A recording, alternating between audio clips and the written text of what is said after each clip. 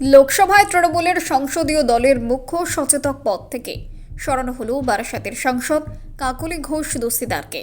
তার জায়গায় ফের দায়িত্ব পেলেন শ্রীরামপুরের সাংসদ কল্যাণ বন্দ্যোপাধ্যায়। বৃহস্পতিবার কালীঘাটে তৃণমূল সাংসদদের বৈঠকে এই সিদ্ধান্তের কথা জানান দলনেত্রী মমতা বন্দ্যোপাধ্যায়। আর তারপরেই সমাজ মাধ্যমে আবেগঘন পোস্ট করেন কাকলি। সেখানে তিনি লেখেন, ৭৬ থেকে পরিচয়, ৮৪তে পথ চলা শুরু, 4 দশকের আনুগত্যের জন্য আজ পুরস্কৃত হলাম। এই মন্তব্য ঘিরেই রাজনৈতিক মহলে শুরু হয়েছে জোর চর্চা।